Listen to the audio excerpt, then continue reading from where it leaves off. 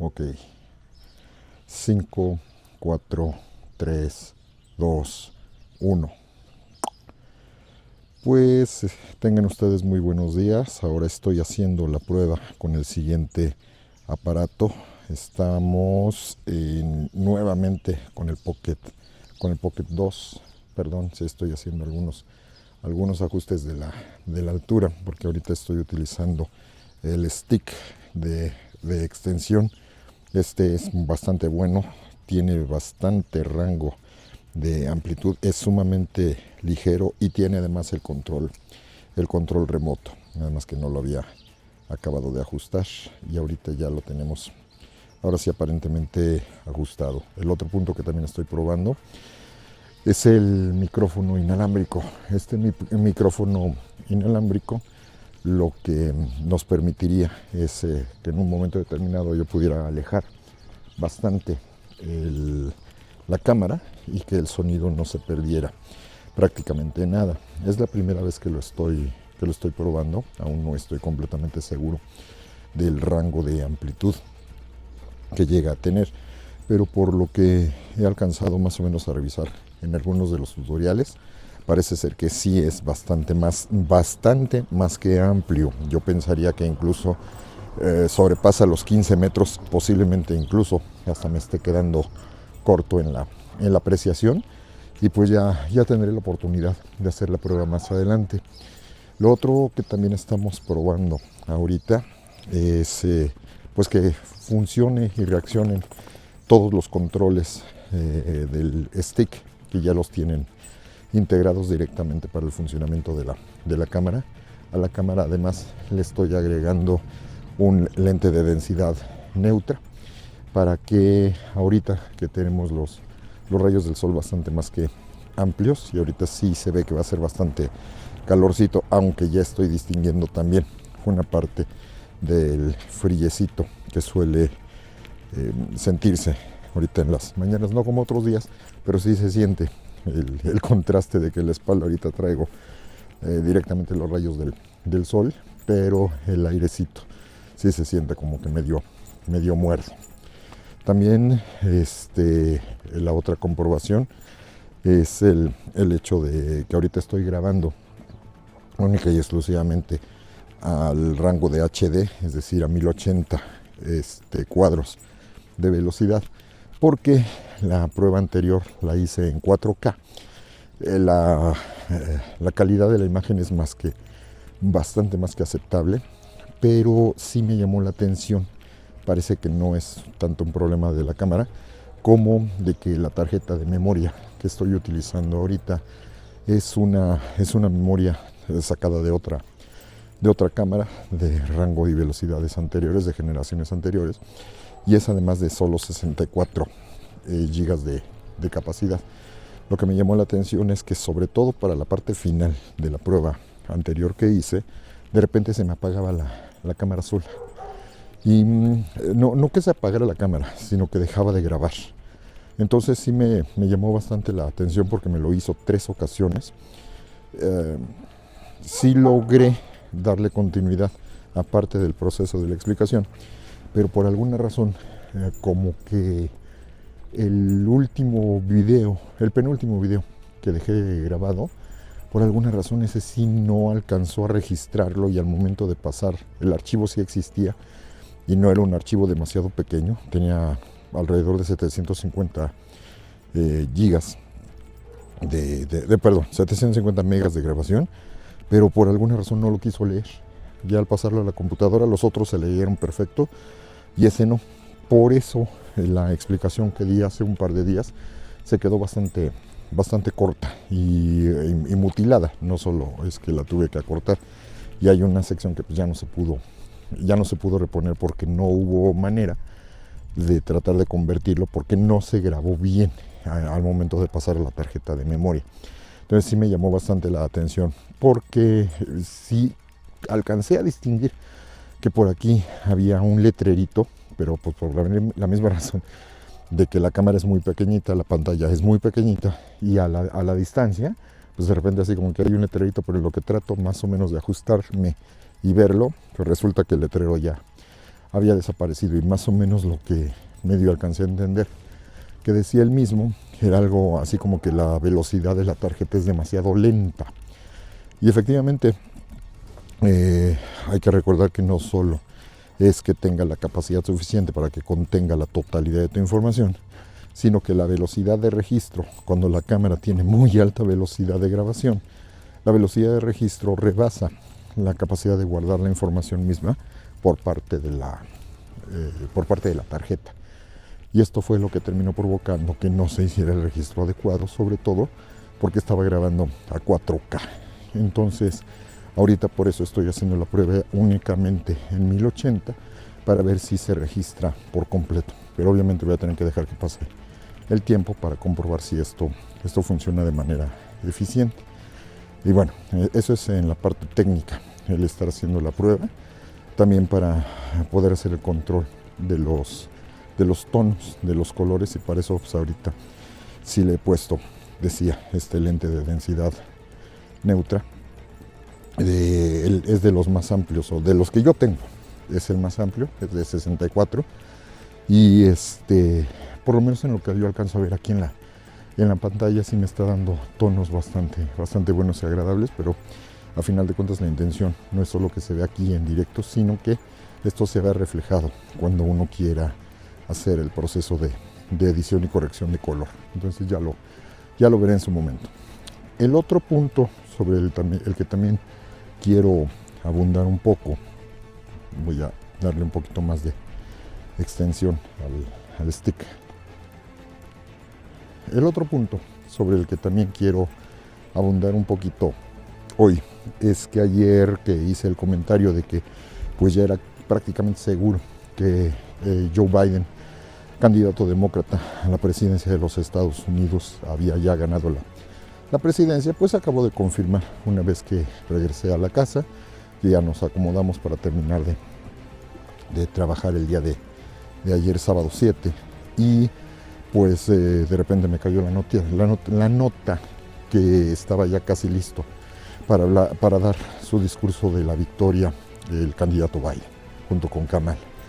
Entonces ya nos dio chance de preparar, incluso hasta la dejé grabada, aunque ya después sé que van a aparecer muchas otras tomas que van a aparecer en otras cadenas de televisión. Nosotros lo vimos a través de CNN, y pues sí nos tocó ver este discurso en donde la primera que habló fue un discurso relativamente corto, el que va a dar Kamala, que fue la que habló primero, y pues obviamente reflejando lo que representa este momento, realmente un momento histórico en la historia de los Estados Unidos, porque es la primera vez que una mujer llega a la vicepresidencia de este país, con incluso pues altas posibilidades, dependiendo de cómo vaya la circunstancia del contexto, dependiendo, claro, de su desempeño y de las decisiones que se tomen, dependiendo de cómo vaya la historia en los siguientes por lo menos 4 años, la posibilidad de que ella vaya cimentando una carrera que le permita o no aspirar a ser presidenta de los Estados Unidos. Pero con un pequeño asterisco que también es bien importante considerar y que no debemos dejar de lado. No hay que olvidar que Joe Biden incluso es mayor de edad con respecto al propio Donald Trump, y Biden tiene 77 años. Esto significa que cuando termine su periodo presidencial, pues será ya un presidente de más de 80 años de edad, y esto pues sabemos que representa mucho, sobre todo para lo que va a ser el cuidado de su salud. Y si pasa de los 80, cuando termine su periodo, y si es que el electorado además se lo acepta, sería posible que él lanzara su candidatura para la reelección, dependiendo, claro, del apoyo del partido y de su desempeño. O, por el contrario, si su salud se ve afectada, si sus capacidades se ven mermadas, la posibilidad de que decida él o decida el partido que no lo quiere apoyar.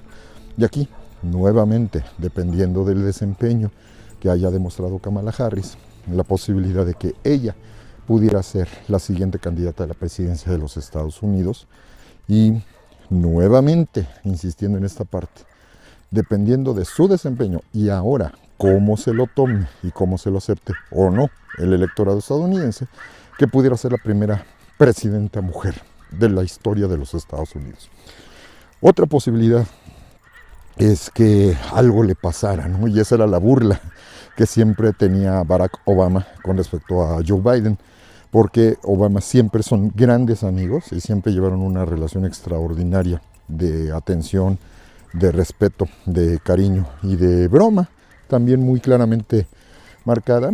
Barack Obama, pues, siendo el presidente, siempre se traía de bajada a Biden. Y una de las cosas que le insistía es que pues tú ni te hagas, pues tú eres el presidente de repuesto, nada más estás aquí para sustituirme si algo me pasa, pero en realidad tú no tienes ninguna función importante más que ser el presidente del Congreso, ¿no? Entonces, siempre llevaron una relación muy afectuosa y muy cariñosa con respecto a esa situación.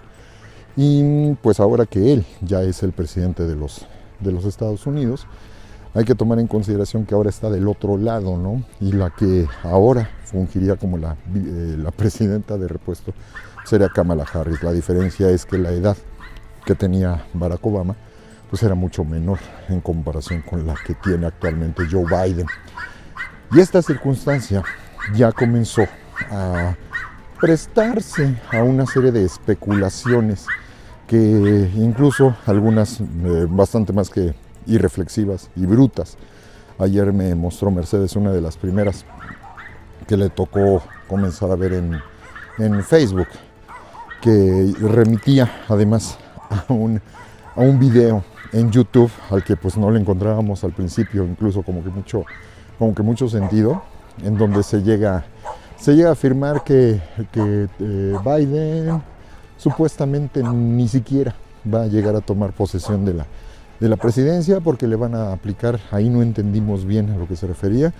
A mí me pareció que refería supuestamente a una enmienda 22, es cuestión de que la revise, y que él o no toma posesión o va a tener que dejar rápidamente la presidencia, y que esto le permitiría a Kamala, de hecho, nos dimos cuenta, Kamala es como se debe de pronunciar su nombre, en automático se convertiría en la presidenta de los Estados Unidos, pero que ella no sería la que ejercería el poder, porque a la que nombraría a su vez vicepresidenta sería ni más ni menos que Hillary Clinton. Y Hillary Clinton sería el poder detrás del trono. Nada más que al momento de ver, ok, sí, leímos que hace este planteamiento, lo que le decía Mercedes, bueno, ¿y eso en qué se basa o en dónde se sustenta o quién lo dice? El video, pues evidentemente nunca lo refirió ni lo mencionó, ¿no? Además de que la otra circunstancia, de que los demócratas con la vía de Biden siguen el camino de lo que planteó en su momento Obama, el propio Biden como vicepresidente, y esto a su vez permite que se sigue el camino de lo que los Clinton, tanto Hillary como Bill, pues han ido construyendo en su línea, ¿no? Entonces nos da la impresión de que esta es una más de estas barrabasadas y especulaciones que sobre todo la gente que es clara y abierta enemiga de todo lo que tenga que ver con los demócratas, pues sabemos que incluso algunos de ellos van a tratar de engañar, hacer fraude, mentir y descalificar todo lo que tenga que ver con lo demócrata. Por ahí una de las cosas que flotan es que supuestamente Biden es pederasta, y que por ahí en alguna ocasión incluso llegué a ver que hasta le gustaba que le sacrificaran niños, ¿no? Nada más para que se den una idea de que esto no nada más pasa en el territorio mexicano, pasa en todos lados, ¿no? Y aquí, con esta burrada de pues el mundo que vivimos actualmente con la posverdad, pues nos lleva a que nos tenemos que soplar, ¿sí?, esta serie de comentarios nada más por el hecho de que es la opinión de alguien. Y aunque no tenga fundamento, lo que importa, una vez más, es que es mi opinión y todo el mundo tiene la obligación de escuchar a todo el mundo, ¿no? Otro punto que también se va a derivar de esto, y lo estaba confirmando con una nota, me parece que de la BBC News, es el hecho de que, pues bueno, ok, sí, oficial, formalmente ya ganó Joe Biden, pero a pesar de que fue derrotado Donald Trump, el trumpismo sigue vigente, el trumpismo aún existe. Y esto pues era muy notorio, también lo reportaban en algunas de las notas de varias de las agencias importantes de noticias, que en muchos lugares en donde supuestamente había irregularidades, como es el caso de Pensilvania o Georgia, porque estamos hablando de Estados Unidos, no es el ruso, supuestamente andaban exigiendo que se hiciera el recuento, ¿no? En Arizona también, pero lo chistoso es el contraste que se está dando al momento de que uno revisa con un poquito más de cuidado. Y sí, efectivamente, uno puede notar que están protestando gente apoyadores de Trump, nada más que en el mismo estado se puede dar la circunstancia de que unos están votando porque se deje de hacer el conteo, para que obviamente no pierda cada vez más territorio Trump, pero en otro pueblo o en otro distrito del mismo Estados Unidos, del mismo estado al que estén haciendo referencia, en otro están exigiendo que se haga un reconteo de votos, ¿no? O que se continúe con los votos mismos. Entonces de repente dices, a ver, se supone que estamos hablando del mismo estado, se supone que estamos hablando del mismo candidato, y cómo es posible que de sus seguidores unos exijan que se continúe con el conteo y otros exijan que se detenga el conteo. O sea, ni siquiera ponerse de acuerdo en ese sentido, ¿no? O que unos digan que no quieren que se haga recuento y otros mismos del mismo lugar también digan que sí quieren que se haga el recuento, ¿no? Para demostrar que hubo fraude. Por ahí el periódico alemán Deutsche Welle hizo un reportaje al respecto, en donde, si mal no recuerdo, plantean 7 alegatas del supuesto fraude, dichos por el propio Donald Trump. Y uno por uno se van rompiendo cada uno de estos planteamientos. Por ejemplo, uno de ellos era que debían de cerrarse las casillas y ya no permitir que se hiciera ninguna votación, sobre todo por el hecho de que pues ya se habían cerrado las casillas mismas el 3 de noviembre, ¿no? Nada más que el problema es que nadie puede votar si las casillas están cerradas. Entonces eso de que están continuando con la votación, pues ¿cómo van a continuar si las casillas ya cerraron, no? Y el otro, que decía, no, a lo que se refiere es a los votos por correo. Siguen llegando votos por correo y los están contando también. Si el correo dice en el matasellos que es de máximo del día 3 de noviembre, no tiene por qué no aceptarse. O sea, es parte de las reglas, y el mismo Donald Trump también lo sabía, y sus seguidores, a lo mejor muchos no lo sabían, a lo mejor muchos lo ignoraban, pero también muchos deciden ignorar lo que no es lo mismo, ¿no? Y así sucesivamente con toda una serie de detalles. Otro ejemplo en el que referían, clásico, se sube un video y aquí ya están mostrando cómo están quemando muchas de las boletas, muchas de las cuales eran a favor de Donald Trump, ¿no? De entrada, acuérdense que allá no se vota por el candidato. O sea, yo marco mi preferencia sobre tal o cual candidato, pero a mi vez yo estoy votando por un representante que va a ser el elector de mi distrito. Y ahora sé que yo le ordeno a este representante que vote por el candidato que yo le digo. Pero una vez que el elector va a emitir su voto, entonces, si él no está posteando, evidentemente algo no está saliendo bien, ¿no? Y es la necesidad de poner atención a lo que está ocurriendo en ese sentido. Finalmente, como ya lo mencionamos, pues ayer se da este discurso de la victoria. Por supuesto, él sigue negando que las cosas sean correctas, pero es ahí donde ahora viene el otro punto importante, la reacción a nivel internacional.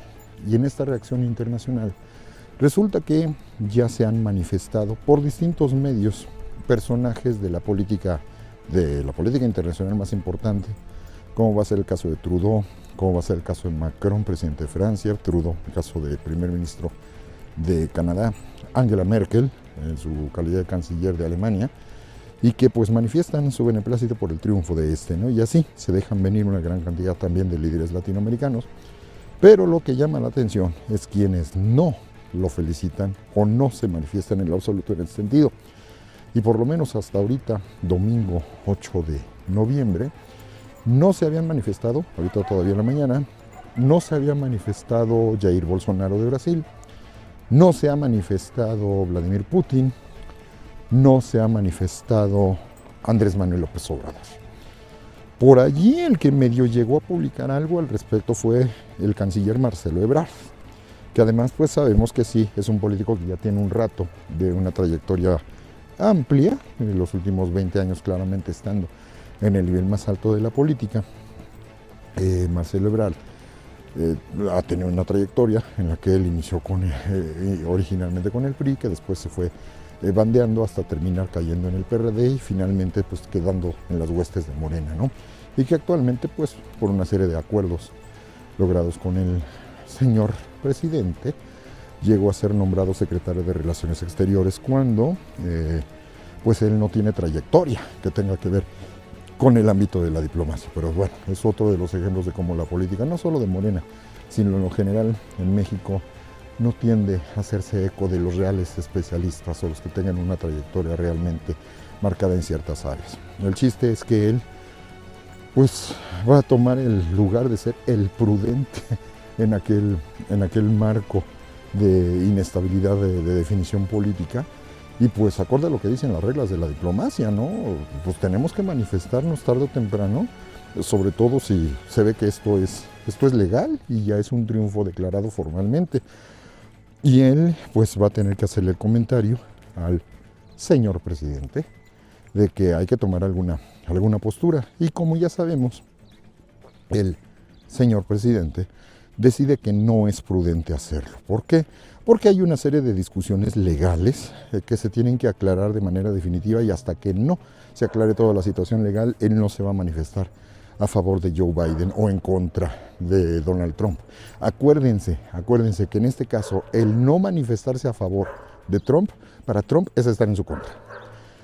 Y lo paradójico del asunto es que el señor presidente alegue que debe de respetarse el marco de la legalidad, cuando él tiene el antecedente de que en una elección previa, al mostrarse legalmente, estoy hablando de legalidad, ¿sí?, que no había obtenido el triunfo, él terminó mandando al diablo a las instituciones.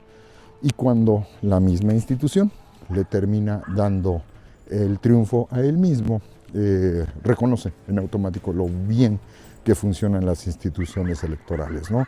Es ahí donde moralmente, éticamente, puede haber cierto nivel de discusión. Y el problema, como ya lo había anticipado también en un comentario, en este caso de parte del ex canciller, aunque no es precisamente una persona que yo admire grandemente, que es Jorge Castañeda, Jorge G. Castañeda, él sí hizo el comentario, ¿no?, de que pues tarde o temprano uno se va a tener que alinear, aunque no le guste el resultado, las líneas de la diplomacia así lo marcan. El problema es ya no el que lo tengas que hacer, sino cuando lo haces. ¿Por qué? Porque en este caso, si tú dejas correr demasiado tiempo y ahora sí que ya pasaron todos y tú no te manifiestas claramente, para Biden es un aviso así de que puede que no estés de acuerdo con sus lineamientos, ¿no? Y esto puede generar cierta molestia o cierta mala disposición en el futuro, dado que tú no te manifestaste abiertamente a su favor. Lo que marca la distancia es que en el caso de Biden, estrictamente hablando, puede resultar ganador, pero oficialmente aún no es presidente de los Estados Unidos y van a pasar un poco más de 2 meses para que tome el cargo de manera oficial. Pero sí puede marcar cierto nivel de recelo en el que él pueda cuestionar de, oye, como que te tardaste en felicitarme, ¿no? Y el otro punto, que es la parte más incómoda, si te manifiestas de una manera demasiado rápida, entonces parecería como que te le estás poniendo de alfombra Y esto puede ocasionar la molestia no de Joe Biden, sino la molestia de, en este caso, Donald Trump. El problema es que dices, bueno, últimamente Donald Trump ya va de salida, ¿no? Sí va de salida. El pequeñísimo problema es que todavía va a seguir siendo presidente durante los siguientes 2 meses y medio, ¿no? Entonces, tú no sabes cómo puede reaccionar en este tiempo en el que él todavía sigue ejerciendo el mando de Estados Unidos, ¿no? Entonces, para eso les pagan, justamente para que hagan este tipo de perspectivas, para que analicen las perspectivas, para que construyan las perspectivas respectivas y pues se tome la mejor de las decisiones en ese sentido, ¿no? Y aquí, si siguiéramos la línea populista que de repente algunos de estos mandatarios llegan a construir o llegan a manejar, pues si dejáramos que ellos efectivamente tomaran este tipo de decisiones, pues tendría que hacer una encuesta, ¿no?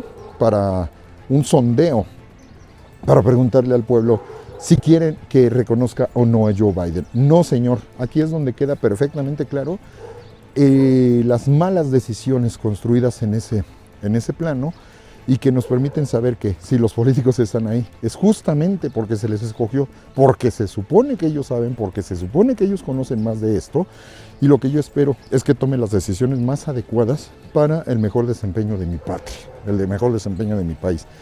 Para eso están ahí, por eso se les escogió, para que sepan tomar las decisiones más coherentes con base en lo que dicta la ley mexicana, con base en lo que dicta nuestra Constitución y con base en lo que dictan las necesidades que tengamos, sin afectar los intereses de otros. Si nos vamos a pegar mucho a lo que es esta base de la doctrina Juárez, que de hecho trataron de revivir y que sí era uno de los puntos muy cuestionados en la época del neoliberalismo, este famoso punto cuya base es el famoso discurso de Benito Juárez, el de tanto entre los individuos como entre las naciones, el respeto al derecho ajeno es la paz.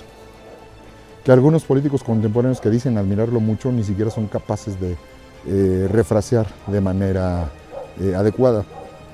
Y que sienta las bases a nivel internacional, sobre todo tomemos en consideración que cuando surge esta línea política y diplomática, pues hay que ubicar que México ya había pasado por 2 intervenciones francesas, ya había pasado por una intervención norteamericana y todavía le faltaba pasar por una más, tiempo más adelante, en el caso de la intervención de 1914. Y aquí esta línea es lo que se identificó en su momento como doctrina Juárez, posteriormente retoma la base Venustiano Carranza y posteriormente ya en los tiempos del Maximato va a haber un canciller que va a ser Genaro Estrada, que lo va a dejar claramente marcado en el periodo de la entreguerra y que es esta famosa línea en la que México no se debe de meter en asuntos externos, sin no intervención y libre determinación de los pueblos. Que en época del neoliberalismo, y esto también quiero dejarlo muy claro, así como referimos los errores de los representantes de gobierno, también algunos de los errores de ex representantes de gobierno de partidos diversos, como es el caso del propio Jorge Castañeda. Y lo digo porque él, a su vez, lo dice abiertamente, él estaba ya completamente en desacuerdo con lo que representaba la doctrina Estrada, y él decía que eso ya se tenía que ver en ojos de un nuevo contexto, cosa que es cierta, pero adoptada con prudencia, cosa que él no aplicó.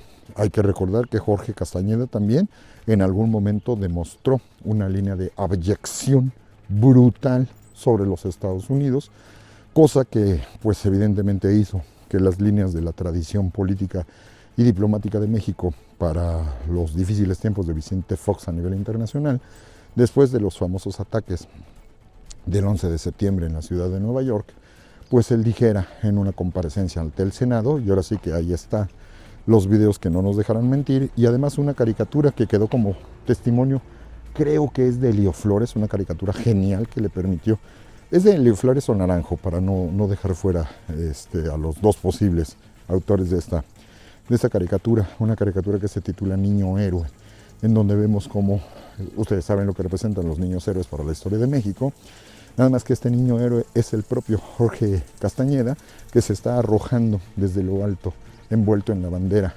Se está arrojando desde lo alto del edificio del Senado, nada más que la bandera en la que está envuelto es la bandera de los Estados Unidos. Entonces esto, reitero, que le permitió obtener el Premio Nacional de Periodismo. Y es lo que nos queda de testimonio de cómo también Jorge Castañeda en su momento fue absolutamente abyecto adentro de la línea defensora del neoliberalismo a lo que decían las políticas de George W. Bush.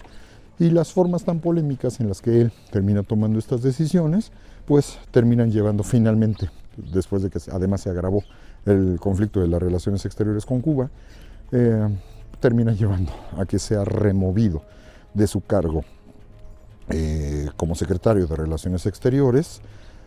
Se presentó como una decisión propia, inclusive ahí nuevamente está la entrevista y el testimonio en donde él en su despedida dijo que se dio cuenta que él no era para la política, que él no es político y que él en realidad es más bien para la academia y que por eso decidía dejar el cargo, ¿no?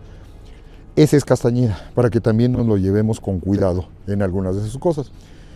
Experiencia la tiene, eso no lo podemos negar. Y conocimiento, el básico, también lo tiene. Por eso podemos tomarlo como referencia para ciertas cosas, aunque hay que llevárselo con cuidado para otras.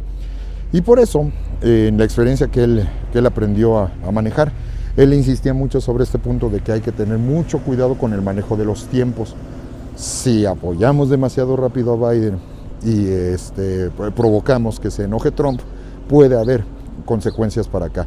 Pero si mantenemos el apoyo a Donald Trump y no se manifiesta el reconocimiento, no necesariamente el apoyo, pero sí el reconocimiento al triunfo electoral de Joe Biden, pues esto pudiera tener consecuencias negativas hacia el futuro.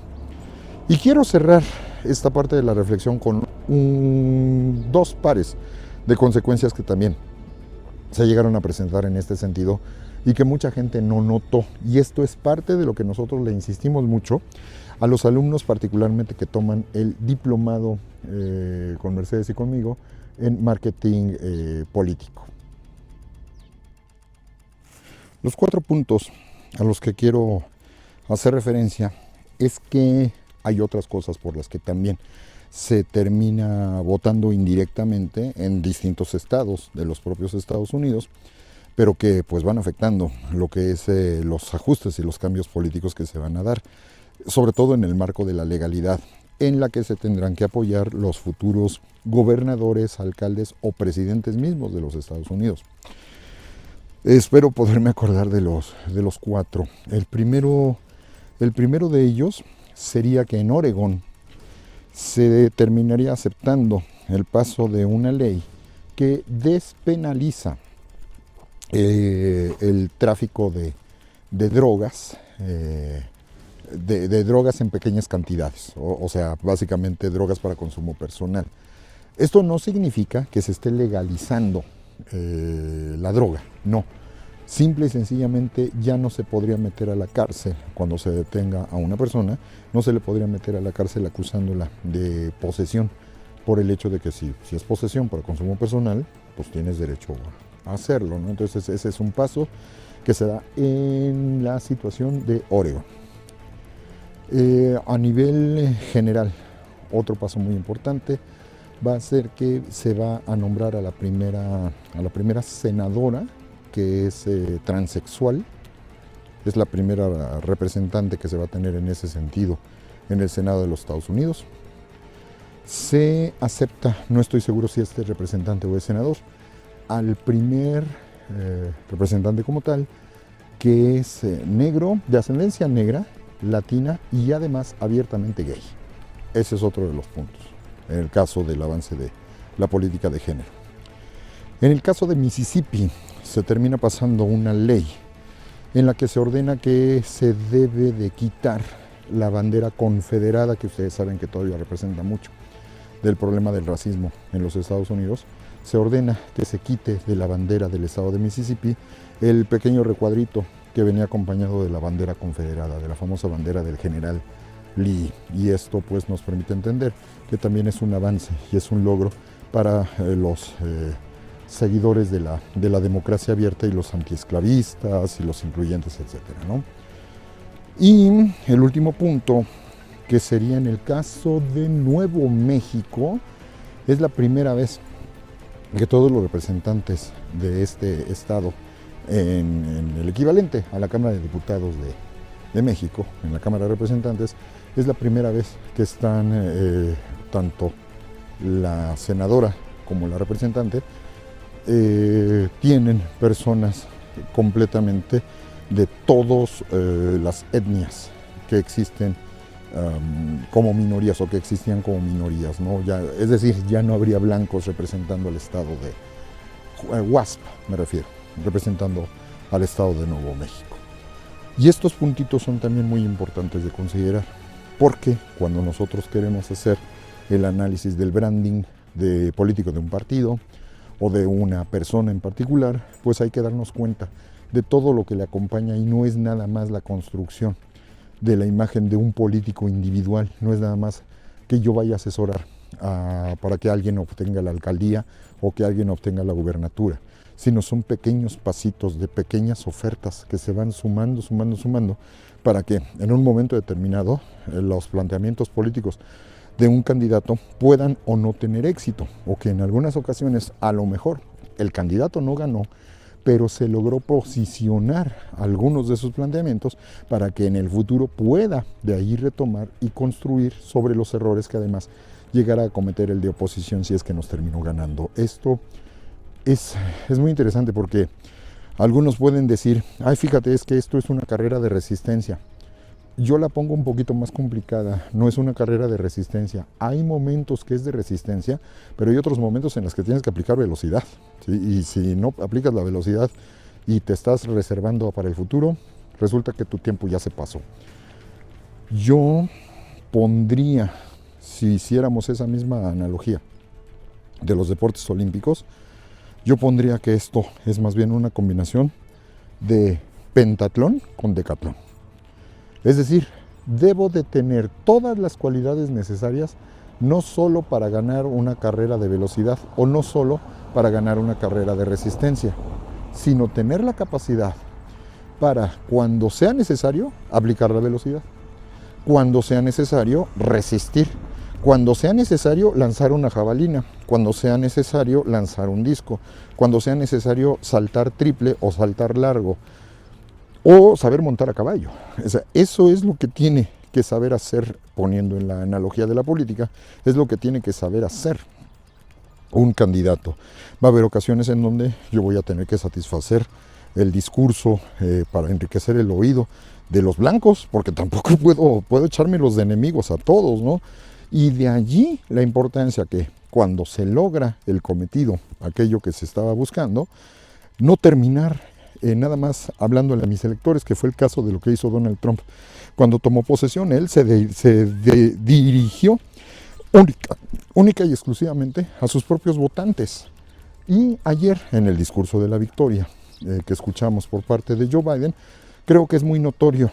Ya sé que algunos van a decir, es que es pura demagogia. Sí, nada más que también hay de discursos a discursos. Y en este caso, por lo menos, en la cuestión del discurso, lo que trató es ser incluyente, siendo coherente con lo que está diciendo, pero también el otro punto, recordar, y eso yo siempre lo he visto en los discursos de la gran mayoría de los candidatos que han ganado, o incluso de los candidatos derrotados, cuando le reconocen el triunfo al de enfrente y dicen, tenemos que olvidarnos ya de estas diferencias y tenemos que recordar, en el caso de los Estados Unidos, que somos los Estados Unidos de América. Esto yo se lo he escuchado a George W. Bush, al padre. Esto se lo he escuchado incluso al propio Al Gore, al que le han robado de una manera mucho más clara e históricamente comprobable la presidencia de los Estados Unidos, y hasta él, después de haber agotado todos los recursos legales y tener que enfrentarse a una construcción realizada desde tiempos del mismísimo Ronald Reagan, pues hasta él tuvo que terminar reconociendo que lo que estaba provocando ya con su pleito, aunque en mucho le asistiera parte de razón, estamos dividiendo el país. Y esto está generando un encono y está generando un pleito que se va a convertir en algo muy grave. Y por eso va a decir, aunque yo estoy fuertemente en desacuerdo con la decisión de la Suprema Corte, no voy a continuar sosteniendo mis exigencias, y reconozco el triunfo del candidato George W. Bush. Aquí el problema es que del lado demócrata tenemos ese discurso conciliador. Del lado de Kamala, sí, conciliador, pero al mismo tiempo también hablando fuerte. Es Kamala. Sí, Kamala no se ha distinguido por ser una persona muy suavecita, fue fiscal de distrito en su momento fue ayudanta de fiscal, es decir, ella está acostumbrada a las polémicas, a los conflictos y está acostumbrada a hablar fuerte, por eso ella no se va a quedar callada en ese plano y a ella le toca ese papel justamente. Y Biden, en la esencia, básicamente está diciendo, no somos enemigos, somos contrincantes y tenemos que saber curar la situación que nosotros estamos construyendo y debemos de empezar a ver para el futuro unidos. Desgraciadamente en otros lugares del mundo, como el caso de Brasil, como el caso del Reino Unido, en el caso de Boris Johnson y algunos otros lugares que ya creo que entienden, desgraciadamente el discurso se remite única y exclusivamente a los que me apoyan y los que no me apoyan, ahora sí que están contra mí, ¿no? Creo que es una lección muy importante de darnos cuenta de cómo se pueden cometer errores en política, pero también se pueden enmendar siempre y cuando la población tome conciencia del papel que le corresponde. Esto nosotros no tenemos que olvidarlo, porque no sirve de nada tener las herramientas para enmendar lo mal hecho si no se compromete la gente a corregir el camino de lo mal hecho. Es la reflexión del día de hoy y espero que nos sea de utilidad.